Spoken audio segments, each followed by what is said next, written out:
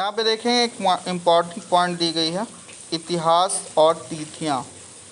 अंग्रेज़ी में बीसी यानी हिंदी में ईसा पूर्व का तात्पर्य बिफोर क्राइस्ट यानी ईसा पूर्व होता है। ठीक है, बीसी का जो फुल फॉर्म होता है वो बिफोर क्राइस्ट यानी ईसा पूर्व यानी ईसा से पहले। कभी कभी तुम तिथियों से पहले एडी हिंदी में ई लिखा पाती हो। ये एनो डोमिनी, ठीक है, ईडी मतलब एनो डोमिनी नामक दो लैटिन शब्दों से बना है तथा इसका तात्पर्य ईसा मसीह के जन्म के वर्ष से है। ईसा मसीह के जन्म के वर्ष से ही स्टार्ट हो जाता है ये एडी। कभी कभी एडी की जगह सीई और बीसी की जगह बीसीई का प्रयोग होता है। सीई अक्षरों का प्रयोग कॉमन एरा तथा बीसीई का बिफोर कॉमन एरा के लिए होता है। ठीक है, हम इन शब्दों का प्रयोग इसलिए करते हैं क्योंकि विश्व के अधिकांश देशों में अब इस कैलेंडर का प्रयोग सामान्य हो गया। भारत में तिथियों के लिए इस रूप का प्रयोग लगभग 200 साल पूर्व आरंभ हुआ था। ठीक है, 200 साल लगभग पहले स्टार्ट हुआ था।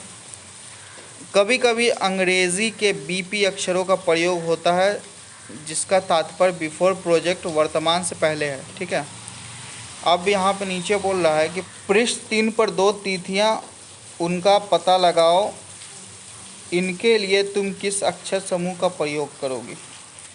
अब यहाँ पे देखेंगे अन्यत्र दिया हुआ है। अन्यत्र, जैसा कि हमने पहले पढ़ा, अभिलेख कठोर सतहों पर उत्कीर्ण करवाए जाते हैं। हम लोग पढ़े थे पहले कि जो कठोर जो अभिलेख जो लिखी जाती थी, ठीक है, बड़े बड़े जो शासकों राजाओं महाराजाओं के जो लिखे जाते थे वो कहाँ उत्कीर्ण करवाए जाते थे, कठोर सतहों पर उत्कीर्ण करवाए जाते थे। इनमें से कई अभिलेख कई 100 वर्ष पूर्व लिखे गए थे। अब जो बहुत से अभिलेख जो थे वो 100 वर्ष पहले के भी हैं। सभी अभिलेखों में लिपियों और भाषाओं का प्रयोग हुआ है। सभी में किस चीज़ का हुआ? लिपि और भाषाओं का प्रयोग हुआ। समय के साथ साथ अभिलेखों में प्रयुक्त भाषाओं तथा लिपियों में बहुत बदलाव आ चुका है। विद्वान ये कैसे जान पाते हैं कि क्या लिखा था? अब विद्वान जो होते हैं जिनको अच्छी जानकारी होती है वो कैसे जान पाते हैं कि वो क्या लिखा था? इसका पता अज्ञात लिपि का अर्थ निकालने की एक प्रक्रिया द्वारा लगाया जा सकता है। ठीक है, अज्ञात लिपि का अर्थ निकालने की एक प्रक्रिया द्वारा लगाया जा सकता है। इस प्रकार से अज्ञात लिपि को जानने की एक प्रसिद्ध कहानी उत्तरी अफ्रीकी देश मिस्र से मिलती है। लगभग 5000 वर्ष पूर्व यहाँ राजा रानी रहते थे। ठीक है, इस प्रकार के जो अज्ञात लिपि होते थे उसको जानने के लिए एक प्रसिद्ध कहानी उत्तर अफ्रीकी देश मिस्र से मिलती है हमें। ठीक है, लगभग 5000 वर्ष पूर्व पहले यहाँ राजा रानी रहते थे।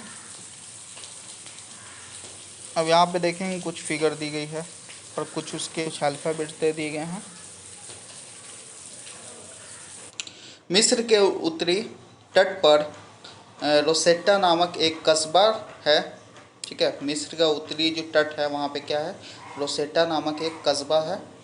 यहाँ से एक ऐसा उत्कीर्णित पत्थर मिला है जिस पर एक ही लेख 3 भिन्न भिन्न भाषाओं तथा लिपियों यूनानी तथा मिस्री लिपि के दो प्रकारों में है।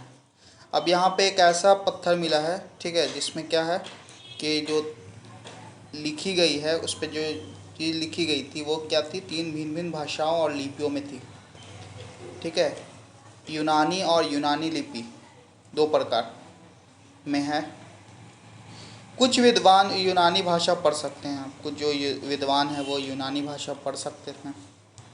उन्होंने बताया कि यहाँ राजाओं तथा रानियों के नाम एक छोटे से फ्रेम में दिखाए गए हैं। इसे कारतूस कहा जाता है।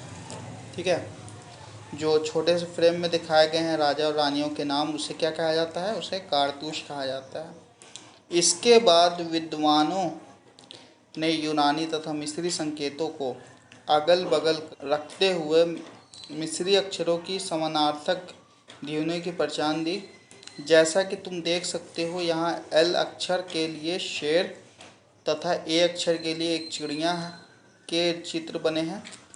जैसे यहाँ पे फिगर में देख सकते हैं हम लोग, यहाँ पे देख रहे होंगे कि जो शेर है उसके लिए एल लिखा है और जो चिड़िया है उसके लिए ए दी गई है अक्षर। गौर से देखेंगे हम लोग।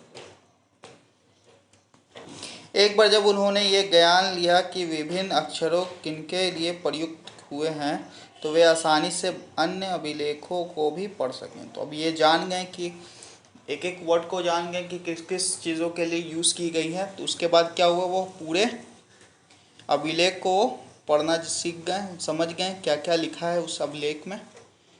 तो यहाँ पे इतिहास का चैप्टर 1 आपका कंप्लीट हुआ। क्या, कब, कहाँ और कैसे हो गया आपका। कुछ उपयोगी शब्द देखेंगे, नीचे यहाँ दिया गया है। उपयोगी शब्द में है यात्रा, पांडुलिपि, अभिलेख, पुरातत्व, इतिहासकार, स्रोत, अज्ञात लिपि का अर्थ निकालना। ठीक है, यहाँ पे कुछ और देखेंगे, कुछ महत्वपूर्ण तिथियाँ दी गई हैं। इस तिथियों को आप याद रखेंगे, ये बहुत इम्पॉर्टेंट है आपके लिए। जो भी एग्ज़ाम की तैयारी कर रहे हैं, बड़े बड़े एग्ज़ाम की, यूपीएससी वगैरह की तैयारी कर रहे हैं, वो इन तिथियों को ज़रूर से याद रखेंगे। पहला है कृषि का आरंभ। कृषि का आरंभ कब हुआ था? 8000 वर्ष पूर्व, 8000 वर्ष पहले।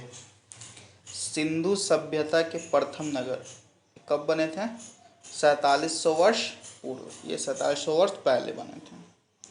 तीसरा है गंगा घाटी के नगर, मगध का बड़ा राज्य, 2500 वर्ष पूर्व बने थे। ठीक है, मगध का बड़ा राज्य जो बना था वो 2500 वर्ष पहले बना था। वर्तमान लगभग 2000 वर्ष पूर्व। ठीक है, तो यहाँ पे आपका चैप्टर 1 कंप्लीट होता है और इससे रिलेटेड जो भी आपका सॉल्यूशन होगा वो नेक्स्ट वीडियो में आपको प्रोवाइड करा दी जाएगी। तब तक के लिए गुड बाय, धन्यवाद।